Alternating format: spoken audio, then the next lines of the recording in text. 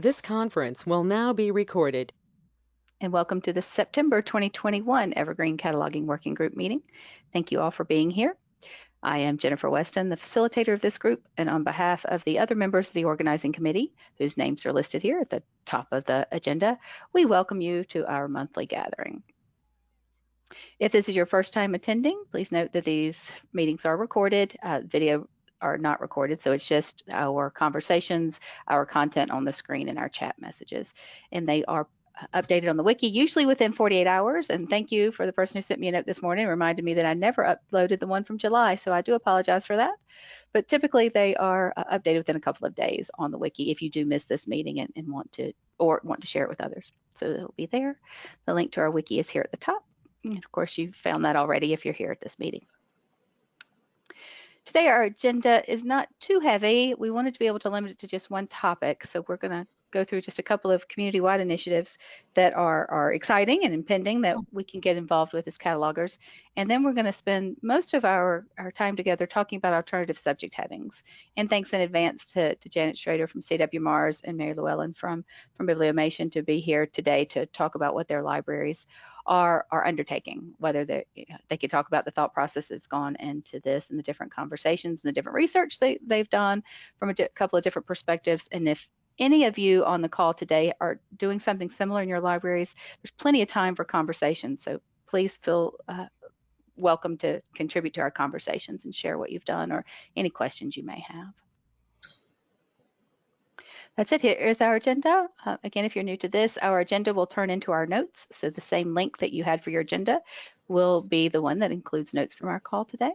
So that is already posted to the wiki. And I will be taking notes throughout and then updating it a little more to organize my notes. I tend to find that they're not very well organized at the end of the meetings these days. So I'll go back and update them right after the meeting, and they'll be available immediately after.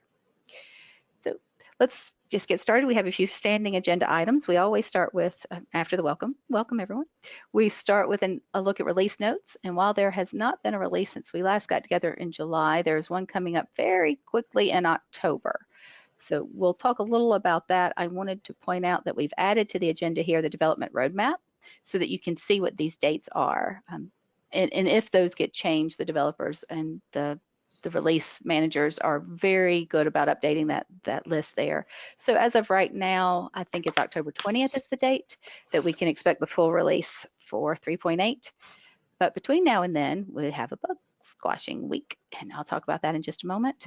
Again, just a variety of different ways you can see release notes from 3.7, and there's the bug list that we looked at last time.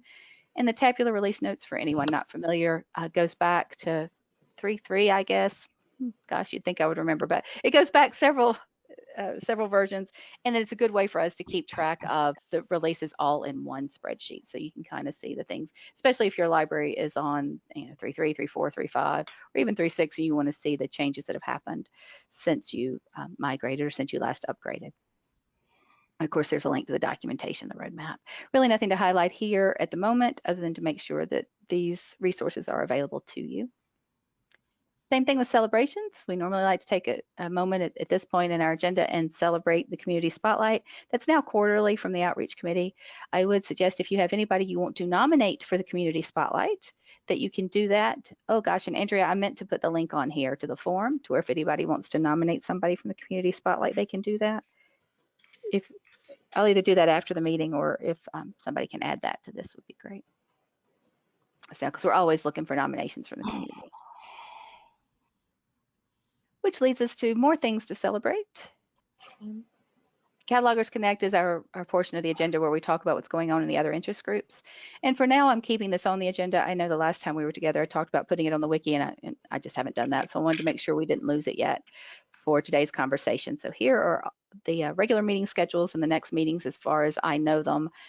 There is a link to the community calendar there, and that's a nice thing for you to bookmark if you want to see what's going on this month and next month. All of the interest groups tend to keep that updated.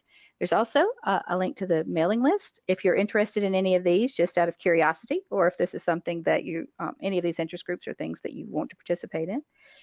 I would certainly encourage you to sign up for the mailing list. And none of them tend to be overwhelmed. I mean, I know that sometimes you sign up for things and you're getting messages every day and you think, gosh, why did I do this? But most of these interest groups are very good content, and they're done in a way that really facilitates conversations rather than spamming your email. So again, I would encourage you to sign up for any of these. I've got a couple of highlights, and then if there's anything else anyone that participates in any of these interest groups would like to share, we'll pause there. But the first thing is Bug Squashing Week is next week, yay, which means we're that much closer to 3.8. And also, I keep saying 3.8, but we're that much closer to 3.7.2 as well. Taryn is with us. Taryn, I hate to put you on the spot. I did this last July, but instead of having me talking through my notes, do you want to talk to the group for just a moment again about Bug Squashing Week? Sure. Hi, everybody. This is Taryn. I think a lot of you have already participated in Bug Squashing Week in the past, or Feedback Fest. The process is the same. If you have participated before, we will have a number of test servers set up with the current version of Master, which will eventually become 3.8, installed and applied with new features and patches that still require testing. And as we test throughout the week, we'll try to refresh those servers with more patches. I'm pasting into chat a link to the spreadsheet that we'll be using, and that has a list of the open pull requests, which are the patches that are ready to test. They are categorized on the left by topic. So what I would really appreciate from all of you is if you could take a look at specifically the cataloging ones. I think, I'm not a cataloger, but I think that some of them may be very, very difficult to test on a test server. So it would help me to learn which ones can easily be tested during Bug Squashing Week and which ones we'll just have to skip over because they can't really be tested on a Concerto data set. And you can just email me. You don't have to look at it right now, but if there are particular things that you want to test and you think you could test, let me know and we'll try to get those up onto a test server. Put my email address in the chat too. And I will send out another message with this spreadsheet and the directions on Monday morning when the test servers are all set up. That's all I have, unless anybody has questions.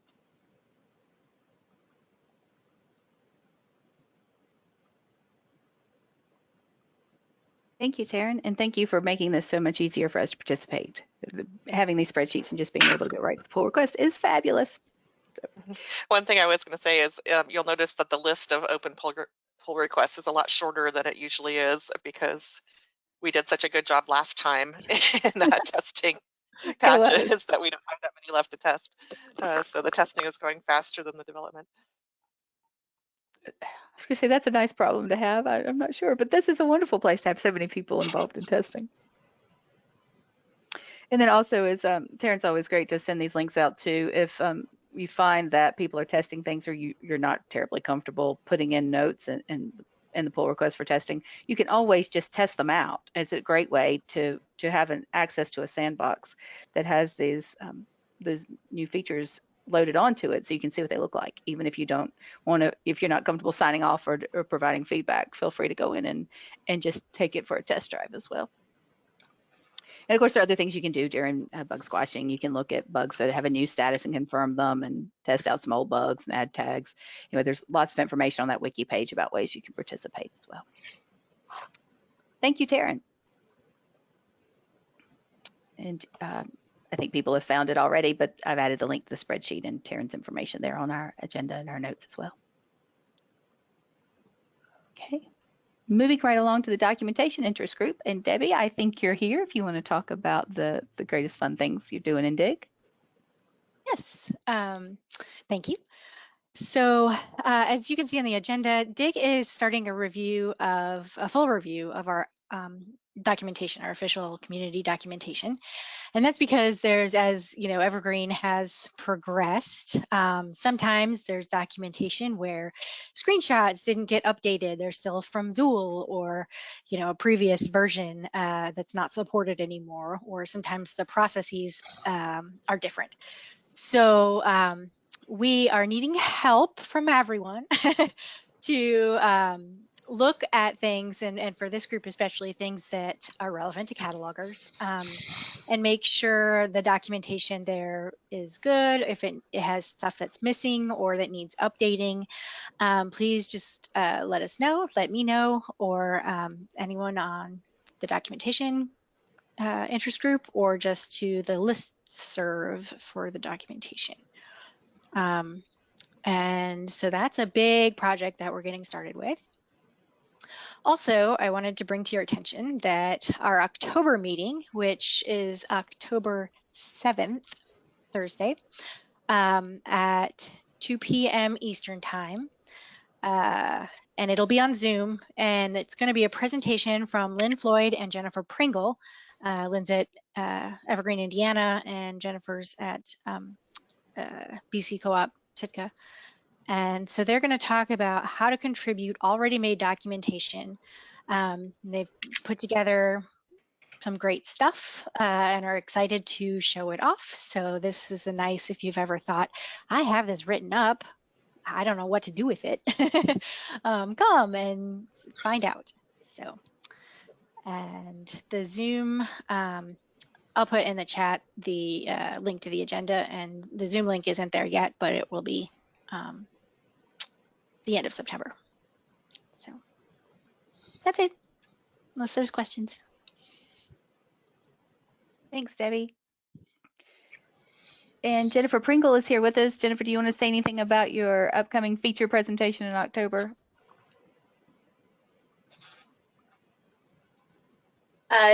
Just if you, as Debbie said, if you've had any thoughts about wanting to contribute documentation, but we're never really quite sure how to contribute documentation you already have, we really encourage you to join us.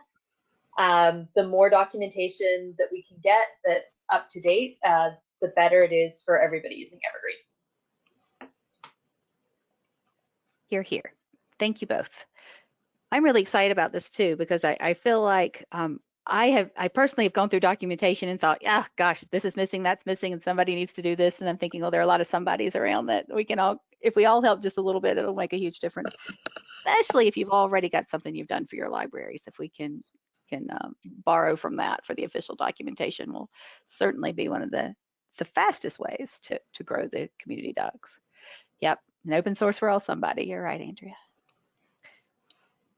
Okay, anybody have any questions about DIG before we move on? I just want to thanks to all of those that work in documentation of any kind. Sorry, I did go ahead and put the link to the agenda in the chat. Fantastic, I'll grab that. Thank you.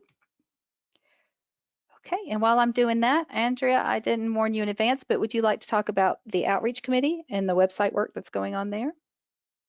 Oh boy. Hey. The outreach committee is doing website work. Yeah. So the Evergreen community website is long neglected from any kind of comprehensive overview, overhaul. There's lots of information there that has been sort of updated piecemeal. So what the outreach committee is in the process of doing is kind of systematically going through all of that and deciding what content should be refreshed, what should be carried over. We're going to redo the architecture and organization of the pages, and we're going to be able to hopefully present a much nicer, more modern looking website to the general world. I think the goal was originally to have it debut in time for the Spring Evergreen Conference, but since there's not actually a date for that yet, that's a bit of a soft target. But yeah, we've all been starting to work on that. Actually, that reminds me, I need to make sure I do my pieces of that before our next meeting in October. And if any of you are interested in helping with that, outreach, again, like DIG, this is all many hands make light work, and we would certainly welcome people's assistance from that. So Is that enough? Sorry, Yes, that was yes. I just completely want, off the top of my it head. was. No, excellent. It was better than I could have done. Thank you. I would have Awesome. gone, hey, Outreach is redoing the website. We are. That's Yeah. the short Well, version. yeah, that is. Thank you very much. Yeah, And no problem. completely a whim on my part, which I have not shared with anybody, but I can envision sometime in the next few months just having a working session with the cataloging working group to where we come together and look at both the documentation and the Evergreen website to just kind of pull ideas from one another about changes that need to be made and suggestions. It's always better, I think, to have time set aside to do this as a group. And I like, we're a working group. We should occasionally have working sessions. So Yeah. I'll follow up with that whim with the organizing committee and we'll get back to you. So if anybody has any interest in participating and facilitating that or participating in any of this, the dig or the outreach work, please let us know. Yeah, or if you have any ideas about the website, like, this is your chance. Absolutely. If you really, really don't like something and want it to go away, this is also your chance. If you really, really don't like something, you should probably come to us with a full proposal of what you're going to have to replace. Yeah. Don't just complain, do the work. Good point. Okay. Any questions about anything we've talked about so far or any updates from the other interest groups before we move on?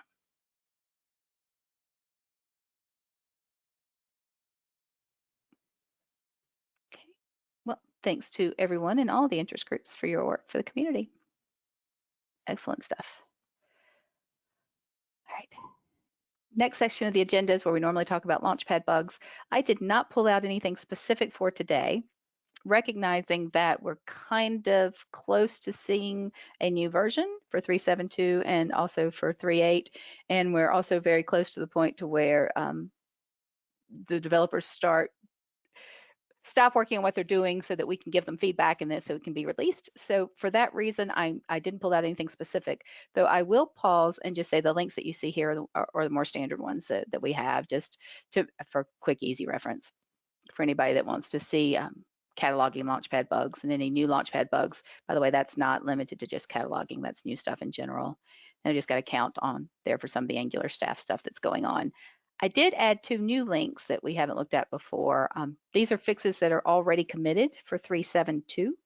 And then also bugs that are targeted to 3.8, but that doesn't necessarily mean they'll be included in 3.8. It just means that there's work that could potentially be there. So in addition to the pull requests that are already in place, these are things that if you want to see what people are working on, what developers are working on, and it's a good way to kind of narrow down that search when you're looking in Launchpad, because it can be overwhelming at times if you just get in there and start looking around. So is there any specific bug that anybody wanted to bring to the group to talk about today to discuss?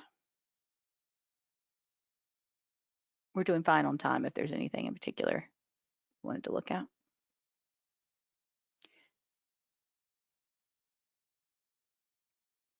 I would suggest looking at the pull request spreadsheet that Terrence provided us with in advance. Thank you. This is super.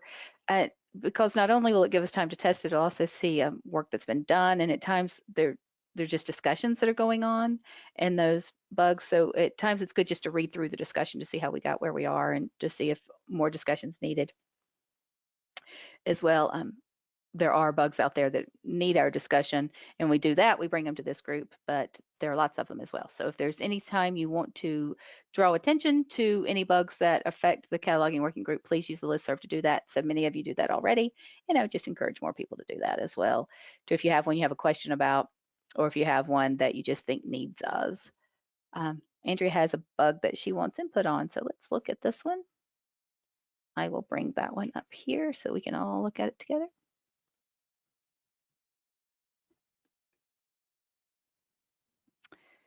Adding holdings to deleted bibs should fail earlier. Ooh, that's cool. Let me make this bigger. Do you want to introduce it a little, Andrea? Yeah, no, this is just one that I encountered on a test system, and it's totally me being non-observant and not noticing the deleted styling, and then getting annoyed when my holding wouldn't add, but then, realizing, hey, this should either be styled more obviously as a deleted bib, or there should be some kind of better, more user-friendly failure state here, other than it just doesn't let you save the holdings and doesn't tell you why. So that's all. It's just I was a little surprised to find that it hadn't been filed yet, and it's entirely possible, thanks to Launchpad Search, that it has been filed already. So just if you all know that this is already a bug, great. Or if you have suggestions about like what, as catalogers, what would be a good workflow, to support that in case you're accidentally end up adding holdings or deleted bib, which, as I acknowledge in the bug report, is a little bit of an edge case, but that's pretty much that. Okay, thanks. I'm a little surprised that that's possible too, but if Yeah. it's possible, somebody's going to do it. I mean, that's just quite by accident. Yeah. Like me. Right. Yeah. I mean, I think that's just nature if you can. And anything that silently fails, I think should not silently fail. There should always be a very loud warning that and tells you why it's failing. Exactly. All right. Let me put this over here on our notes. Thank you. And make that a little smaller. Okay. And I'll put the description later. So you saw me add heat to these. Tricia, I'm a fan of the undelete this record option. Oh, me too. Me too. And I like the undo option. It's nice too when you're making changes in the Mark Editor screen. Okay, but I digress. Excellent. Other than that, anybody else have a Launchpad bug they want to highlight? Call attention to, ask people to add heat to, that sort of thing. Okay. Well, thanks. Then from here, and we're pretty much right on time. That's fantastic. What I was going to do is, from my point of view, is I've got a presentation. I've put a link here that will kind of set the stage for why we are talking about alternative subject headings, some of the work that's been done across the country, and how long this has been going on. And then I will turn this over to Janet and to Mary to talk about their libraries. And again, if anybody has any questions or anything they want to add, please feel free to put a note in the chat or just speak up anytime. This is a rather informal presentation. Let me make sure you can see it. Are you seeing my slides now? Let me make it big enough. Okay. Well, then here we go. Change the subject. So for a very brief history here, back in 2016, Library of Congress actually announced that they had made the decision to change this illegal aliens term. And we're going to start with illegal aliens for a reason. And that's because there was a real momentum behind this, starting with Dartmouth students back, gosh, I guess 2 years before that in 2014. Started lobbying to have this change made, and they went through the regular channels that you need to do to submit changes for subject headings to the Library of Congress. Library of Congress actually said, yeah, we agree, we're going to do this, but then there were some legislative delays, and I'll just leave it there, that blocked this change from happening officially at the Library of Congress. So as of right now, Library of Congress still recognizes illegal aliens as the subject heading we should use, or as the controlled vocabulary entry for that subject heading. So a lot of things have happened in the last 5 years. And when I say a lot of things, I don't mean from the Library of Congress, I mean outside of that. In 2019, there's this great documentary that was put together about the Dartmouth students and their activism to change this illegal aliens, or the I word, as they call it. And again, it's a great video. I've got a link there to the website where you can see the video if you haven't already. It's less than an hour, I think 50 minutes or so. And they make it freely available for screening and sharing with libraries. Then after that, I'm recognizing that there are libraries that wanted to make changes to provide alternative subject headings, not only to illegal aliens, but starting with illegal aliens. A report came out of the Subject Analysis Committee, or SAC, provided guidance for libraries who wanted to make changes. I've put a link there. It's a very comprehensive report. It's not just recommendations from a think tank. It's actually a survey of what libraries wanted to see, and suggestions for what libraries were already doing. And they came together some best practices, some recommendations, just based on library feedback. And again, it wasn't just a few people. They had pretty good test subjects that were there. So I encourage you to also keep that as a resource as well. And then we're here today talking about it in 2021 because in June, ALA at their last virtual conference adopted this resolution. And I like the name of the resolution this time, as they've adopted several, but this one in June now follows up and says, resolution on replacing the Library of Congress subject headed without further delay. And here's the full resolution if you want to see that. Well, it's not the full resolution. There's a link to the full resolution, but here's the resolved portion of it at the end. And you'll notice that not only does it urge the Library of Congress to make the change, but as part 2, then it encourages libraries to go ahead and make the changes. Dedicate staff time to address remediating problematic metadata, which is what we do in Evergreen. That's what catalogers do. This is how we describe the world and make the world accessible. Well, the world of libraries accessible and the world of information accessible to others. And we want to do that in a way that takes away bias when we recognize it. So anyway, it does encourage libraries to go ahead and implement local alternative solutions. And what we hope today is to provide you with resources that will highlight what some libraries are doing and what some of these things can be as far as best practices. Also, you'll see there it reaffirms positions, previous resolutions, so there are links to those if you're interested. Some really great materials here. That SAC report was wonderful. This resolution, again, was the impetus for our conversation today. We've been following the conversations about this resolution and about what libraries are doing since June. And Ohio Link is one of the places we've turned to as a resource because they're out there in front of this. They have already made changes to their MARC records, primarily for shared electronic resources, but you can do that for any BIB records. And here are the subject headings as they exist on the left in this table here, and then the alternative headings that have been proposed. The thing I've highlighted here is while these are the proposed alternative headings to the LC subject headings, they have not been officially adopted, of course, by the Library of Congress. However, it is nice to have a list like that if you're considering of doing anything in your own catalogs about what those alternative headings may actually be. The link here to Ohio Link talks a little more about their efforts on these alternative subject headings. So yet another resource. It's not just the subject headings that I provided here. It also gives you a little more history on where they've been. But you'll notice this was in April, even in advance of that June resolution. They've been working on this for quite some time.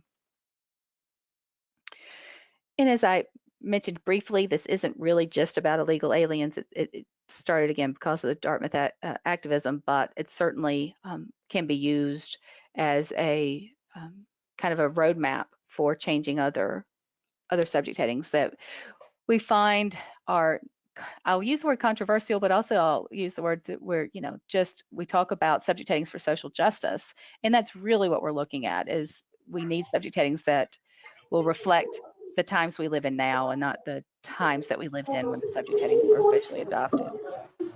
I'm getting a little feedback here, so I'm going to check on anybody's microphone that's open and ask you to turn it off. Just a moment. Okay. That's better. Okay, so we've just got a list of a couple of other terms here. Obviously, it's not a thorough, comprehensive list, but just some that we've seen other libraries working on, including enslaved persons, looking at Native Americans and tribal names, especially if you have a large Native American population near you that you're serving with your library. Certainly, tribal names are one of those things that have been left out of the Library of Congress, especially when you get into specifically how Native Americans refer to themselves, and we need to use their vocabulary. LGBTQ matters. Interesting, I found some on future foods. There are foods out there that are certainly not reflected in Library of Congress now. Right up there with modern medicine. If anybody's tried to catalog a book on the COVID pandemic, you'll know that there is not a subject heading for the COVID-19 pandemic. The word pandemic doesn't really, isn't really used by the Library of Congress in their official subject headings. You have to just kind of choose COVID-19 and then a variety of any other kind of subject headings that might apply there.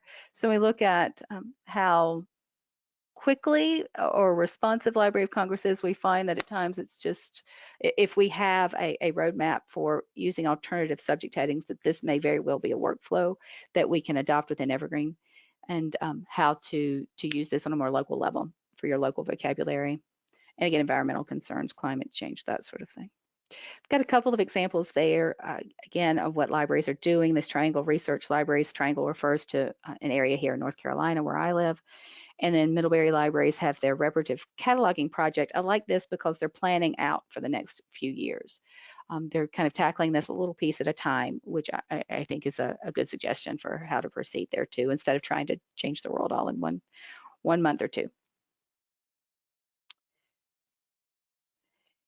So when it comes down to that, once we've gone through, you'll see a couple of links to resources there on the bottom of this slide. There's Ohio Links guidelines for addressing these terms. There's also the Orbis Cascade Alliance statement about changing the subject headings. They both came to a couple of different paths forward, while it's all about remediating the subject headings as they are now. So essentially, from our literature review, and I say our, I want to thank everybody on the organizing committee that's helped me shift through all of this literature review for the last 6 months or so. There are really 3 different strategies here. You can replace the term completely with an updated term in your bib record. Second option is you can add an additional term to your local headings in the bib record. So you keep both terms. You keep for illegal aliens, for example, you can keep illegal aliens, but then add undocumented in there. So both are indexed and both are visible. And then the third way here is you can replace the display terms with alternative vocabularies. And this you would have to do with a system admin person, because what you'd want to do is look at your authority control sets in Evergreen to where if you're browsing on the OPAC, that both terms would show up. So both illegal aliens and then undocumented books at the same time. So again, you can make changes here without changing your bib record if you change your authority record. And I've got another slide here. It talks about there with all the different moving pieces. This isn't something that can happen just by if you're using. I'm sorry. Let me back up. If you're using an authority control vendor, this isn't something you can do without input from the authority control vendor, because what they'll do is just write over any work you've done. And in some situations, you'll also need to work with your Evergreen system administrator as well to make sure that you're collaborating to the way that your work doesn't get, it isn't temporary, that it's able to persist. In addition to these suggestions, we also see libraries just adding disclaimers, or in addition to any work they're doing, to their OPAC about historical language or either cultural sensitivities. And thanks to Janet for these 2 examples there. The Library and Archives Canada just has a note on their OPAC. And then this group for the Aboriginal population in Australia, you'll find that this is an example where they have a message on each one of their pages on their website and on their OPAC about cultural sensitivity. So my last note here before I hand this over, just some of these considerations we've talked about already. Here on the left, if you're in a consortium, of course, this is a consortial decision because you share bib records. Straightforward. If you're doing batch replacement, which of course you'll want to do, you don't want to do these records one by one, not ultimately. You want to look at any automation you can do, but you also want to think about regular maintenance. If it's possible that new records are coming in and this is something you're going to be reviewing, on a monthly or quarterly basis, you'll want to design what that maintenance workflow is going to look like. Are you looking for something automated to where Evergreen just kind of scrolls through your any new bib records to see if terms need replacing, or is this something you're going to task somebody in your library with, or is it something you need to work with your authority control vendor, that sort of thing? Have a maintenance plan in place before you make changes. We talked about the potential of adding disclaimers there as well, and then make sure you communicate the change. This is important to your library staff and to your community as well, so that you're putting a plan together and you're communicating the plan, you're getting buy-in on the plan, and I know Janet will speak a little more to what she's done there with her library when it comes to planning for the change and then communicating the change.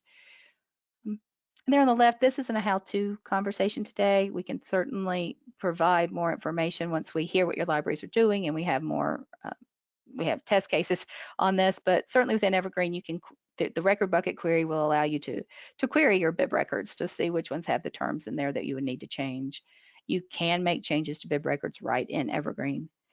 You can always pull those records out and use MarcEdit. MarcEdit has a library subject headings tool embedded in it, or of course MarcEdit can just be used if you create the rules and definitions yourselves on how you'd like to make a change to your batch records to import and export into MarcEdit, make changes, and then export out of Evergreen, make changes in MarcEdit, and then import back into Evergreen. You can do that yourself, given the right, once you've identified the right records and get them out of there. Of course, that's a one-time thing. Again, this is where you'll want to talk about any kind of regular maintenance. How often would you want to do that?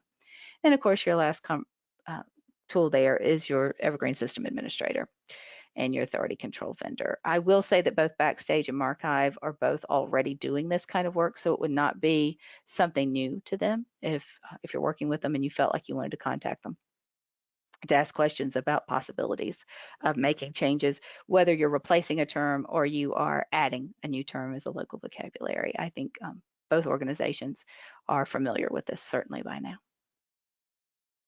Okay. And that said, I would like to turn this over to Janet and then to Mary. I know, Janet, you sent me something in advance, so I've got your statement here from CWMARS if you want to start and just kind of give us a little history of what you've been working on and kind of the status as things are today.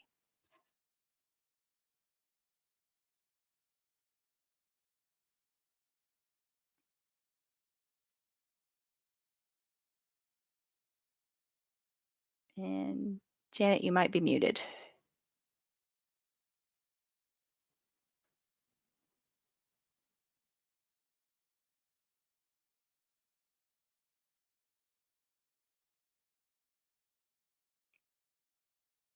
While we're waiting on Janet, can everyone see this, or is this text too small to read their proposed changes?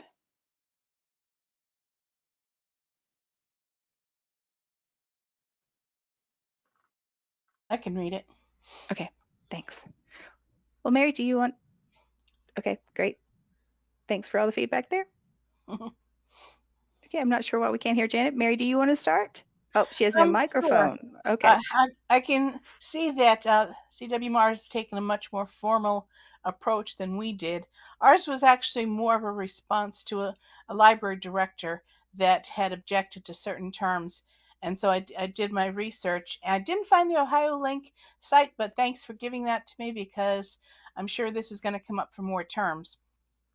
The terms he objected to were for illegal aliens and slaves. And so, doing the research, I found undocumented immigrants seemed to be the term that was going to be preferred. So we selected that. And slaves, we went with enslaved persons. And then I threw in sexual minorities, and I put LGBTQ plus people. I saw that LGBTQ was on that list, but we varied a little bit as I hadn't found the list. So what we've done is I searched for records that had the objectionable terms and I exported them from Evergreen. And I did use Mark Edit to add a new local heading. Well, we decided we didn't want to be replacing the authorized headings and be fighting that battle all the time. So we opted to add an additional local heading. We entered them as a 650 with a second indicator of 7 and then a subfield 2 that said local. And we're not currently doing authority control, but I thought having those pieces in it would be enough to protect them from an authority vendor from wiping them out accidentally. And then we just loaded them back in, and the way Mark Edit worked, it put it at the head of the list of subject headings. So that was kind of a happy accident that just shows up on the top of our subject headings on our screen. And we went back to the director who first raised this, and he was very pleased with the response. I let my catalogers know to be on the lookout for any new records coming in with that heading, but I'm going to search our database quarterly to try to find records that have the objectionable headings and don't have the local headings and export those out and go through this process again. So it was sort of simple, quick and dirty, no formal meetings, no discussions. We just, I think the director went to my bosses, they came to me, and so within a couple of days, this is what I cobbled together.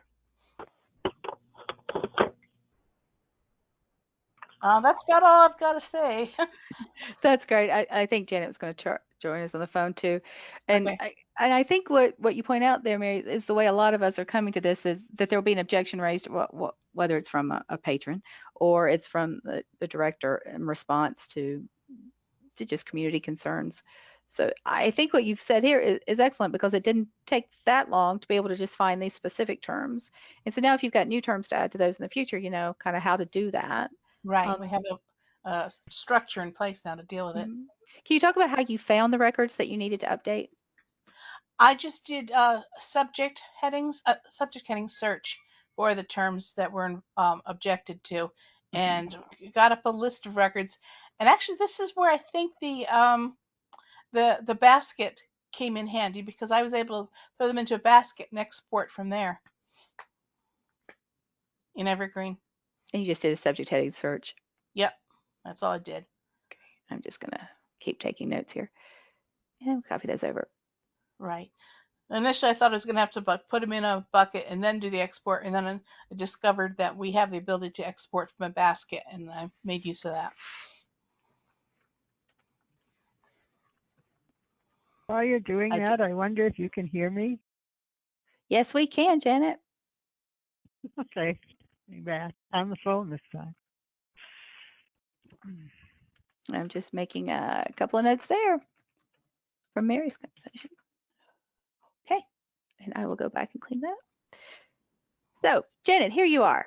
So here's your formal proposal. It's a little different than just from Mary's already made the changes to her database, and you're having to go through a committee process here to where you have to seek approval to make the changes, correct? Yes, we had to get approval from the executive committee.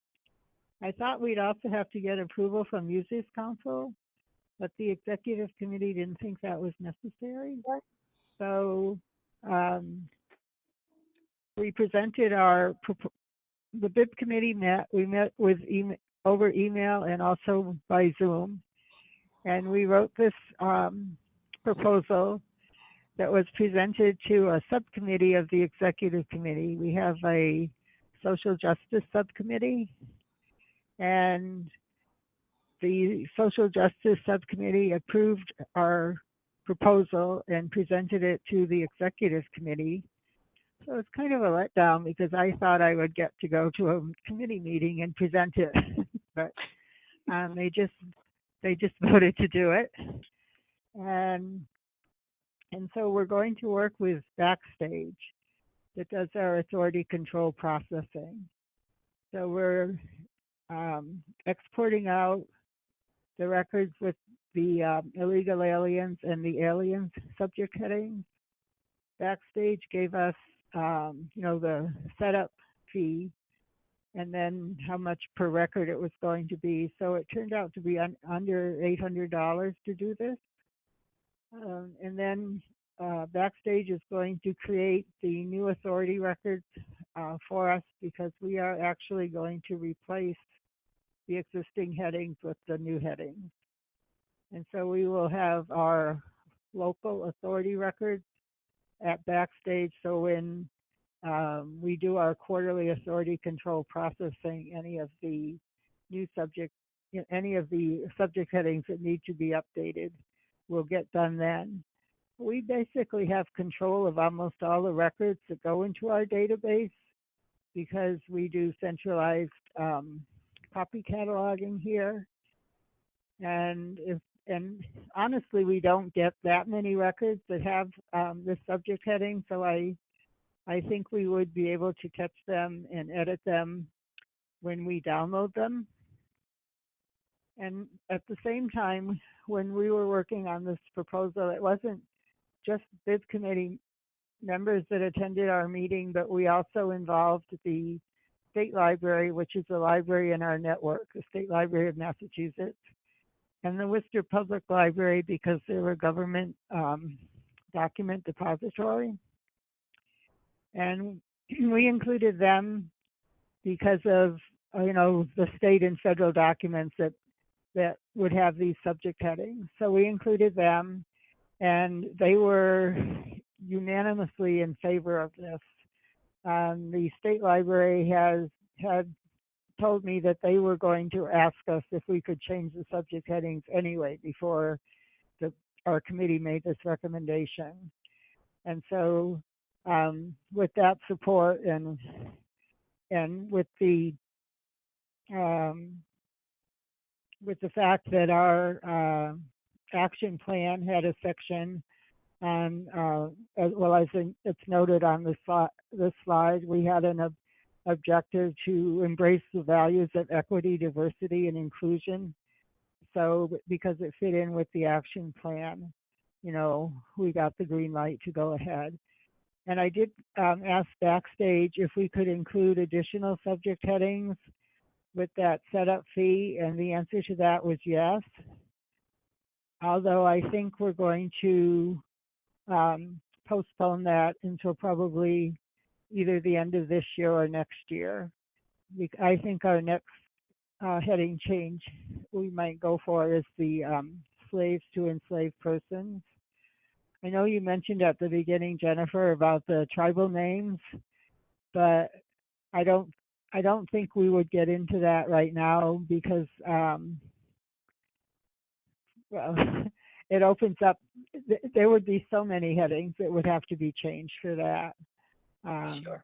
Even though there's not that, I mean, there are quite a few Indian tribes in New England, and also because the the schools study history of the western states also, so we would be bringing in all of the Indian tribes from the Southwest and that. So I think we're going to stick with the illegal aliens, and we're going to consider doing the slaves to enslaved persons next. And I think, and I plan on giving the cataloger here. We have one person that does all our original cataloging. The access to the homosaurus, which gives the subject headings for the LBGTQ topics, and see if we can add those to the records as she creates them, because there isn't an easy way to find those, to find the items on those topics.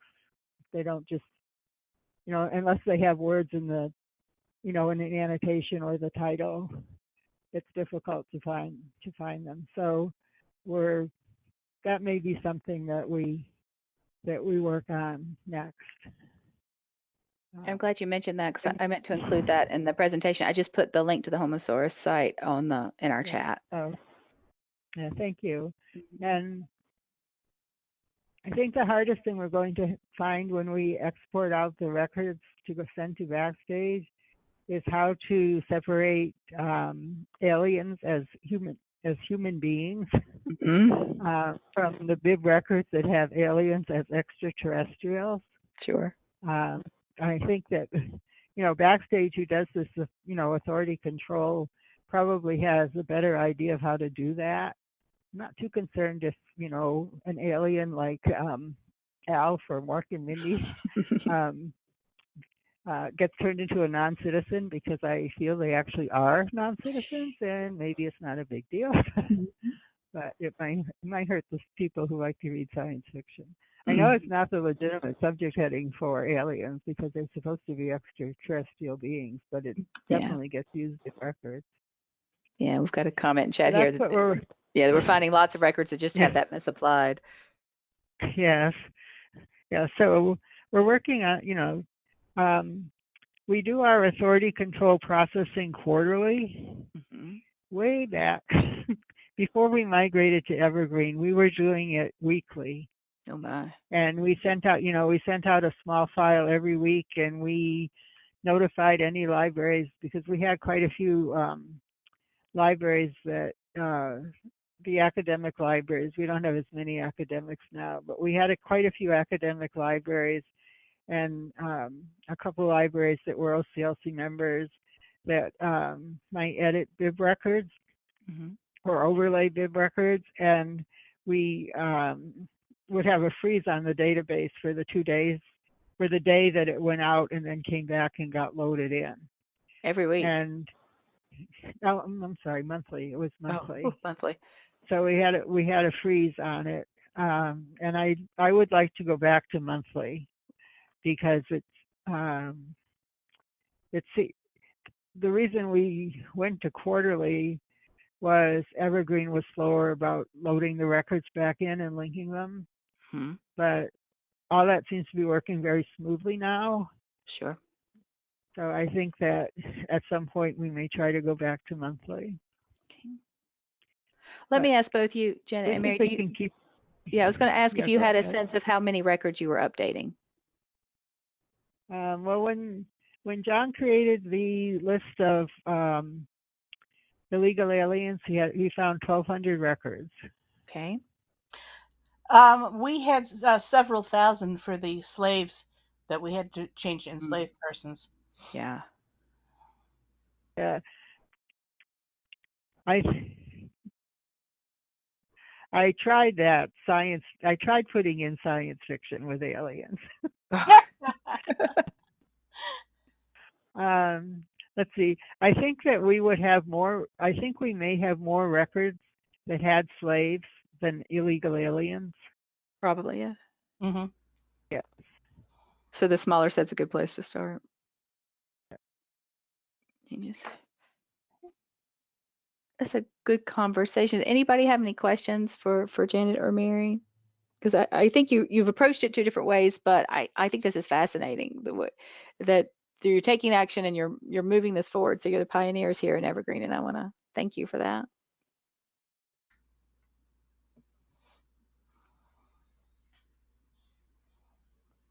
Just let me go back over. And I saw that you put it up on the screen that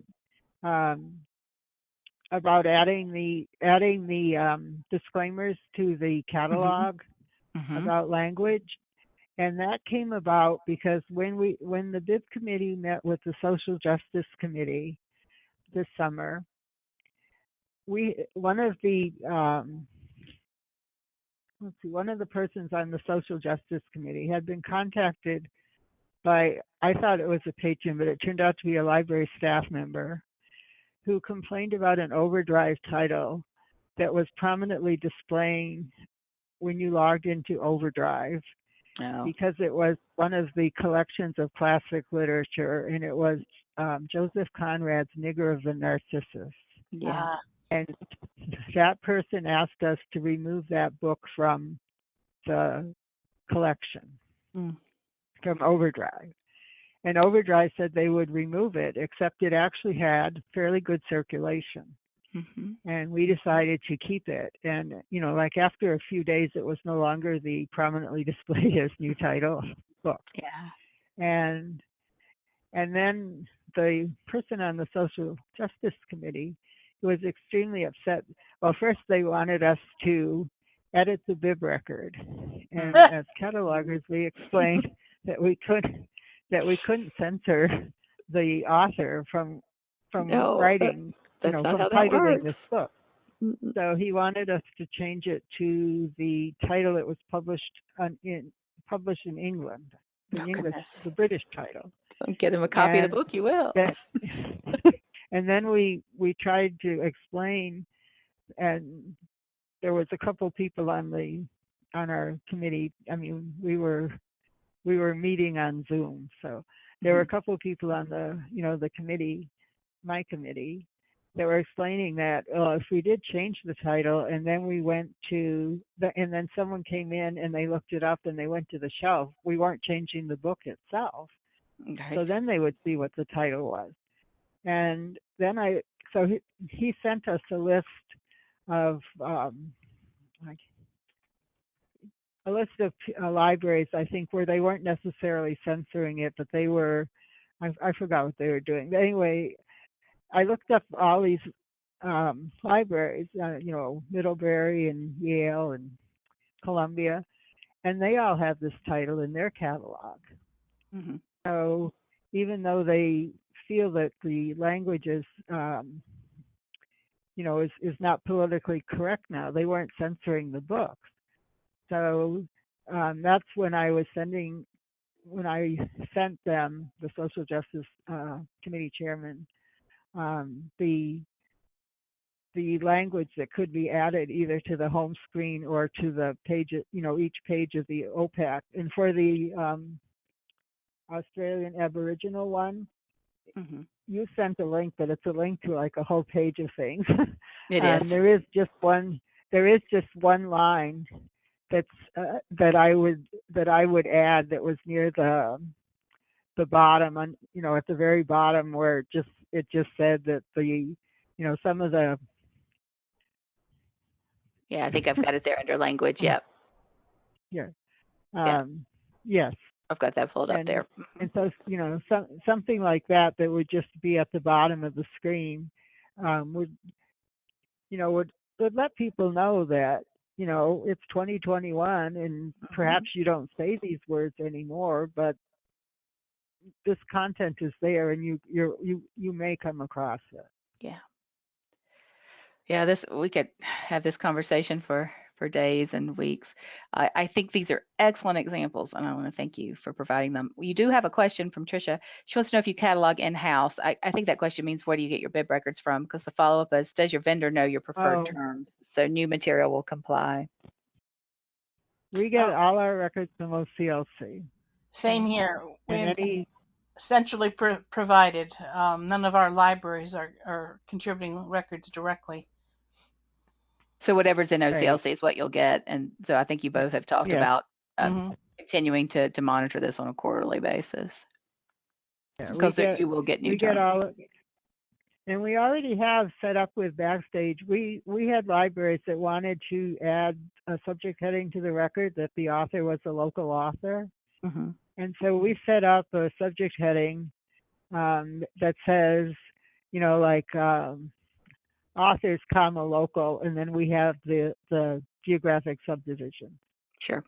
And we have, if Backstage sees the subject heading that contains local author, then they leave that subject heading in the record. That's a protected subject heading for us.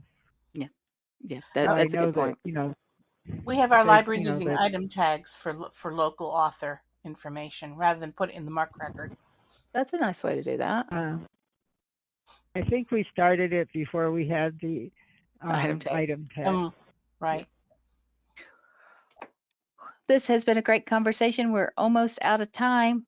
So I am going to go back over to the agenda just to point out that our next meeting is October 12th.